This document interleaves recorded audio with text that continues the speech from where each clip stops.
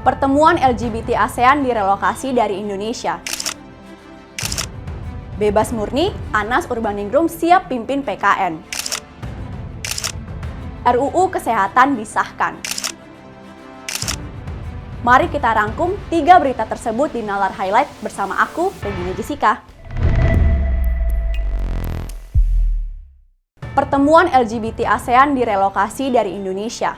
Sempat viral dan menuai kecaman hingga trending di Twitter, acara aktivis pro-LGBT se-Asia Tenggara atau ASEAN gagal digelar di ibu kota DKI Jakarta. Salah satu acara yang sempat membuat heboh bahkan resah masyarakat Indonesia rencananya akan diselenggarakan di Jakarta pada 17-21 Juli 2023. Namun, acara pertemuan LGBT se-ASEAN ini pun akhirnya resmi batal dilakukan di Indonesia dan akan berpindah ke lokasi lain. Penyelenggara ASEAN Queer Advocacy Week memutuskan untuk merelokasi tempat pertemuan keluar Indonesia setelah menerima ancaman dari berbagai kelompok. Selain itu, kabar mengenai adanya perkumpulan LGBT se-ASEAN ini pun telah sampai kepada Ketua Majelis Ulama Indonesia Pusat Bidang Dakwah dan Ukhuwah Khalil Nafis. Saya ingin mengikuti dengan kerangka nahi mungkar. Dan nahi mungkar itu kalau fanliyir biyadih. Jadi kalau punya kewenangan, kita harus mengubahnya dengan tangan, dengan kewenangan tangan kita.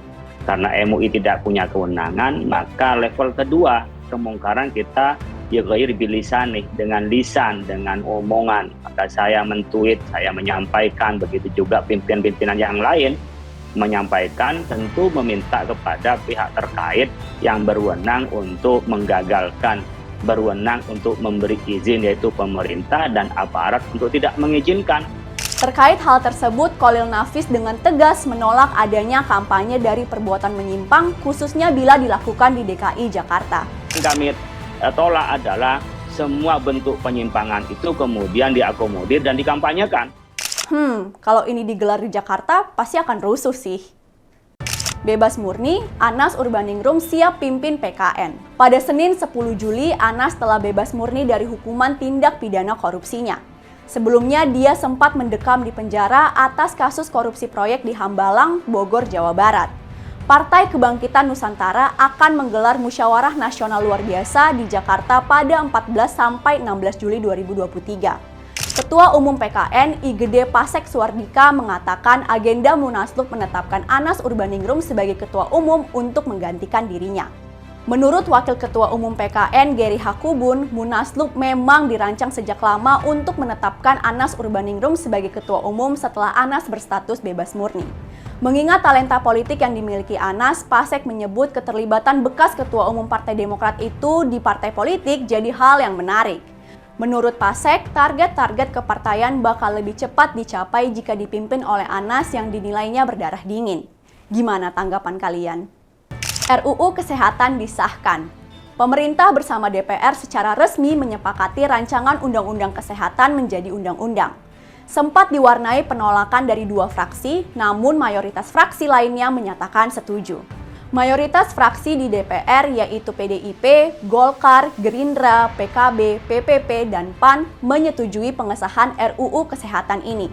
Sementara 2 fraksi yang menolak adalah fraksi Partai Demokrat dan PKS. Fraksi Nasdem menerima namun disertai catatan. Pengesahan RUU Kesehatan ini dihadiri oleh perwakilan pemerintah, diantaranya Menteri Kesehatan Budi Gunadi Sadikin, Menteri Pendayagunaan Aparatur Negara dan Reformasi Birokrasi Abdullah Azwar, serta Wakil Menteri Hukum dan Hak Asasi Manusia Edi Hiarij.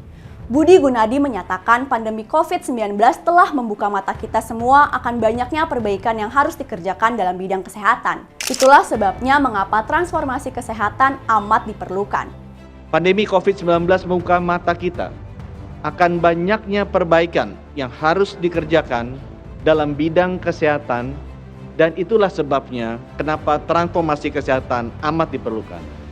Sementara itu, Ketua DPR RI Puan Maharani menyatakan pemerintah khususnya melalui Kementerian Kesehatan untuk segera bisa melakukan sosialisasi UU Kesehatan ini kepada masyarakat sehingga masyarakat dapat mengetahui apa manfaat positif dari keberadaan RUU ini. Setelah aku kasih tahu 3 berita yang lagi tren minggu ini, semoga kalian bisa mendapatkan insight. Oh iya, jika ada masukan terkait berita yang ingin aku bahas, kalian boleh loh tulis di kolom komentar. Akhir kata, aku Regina Jessica pamit. Sampai jumpa di video berikutnya. Bye-bye!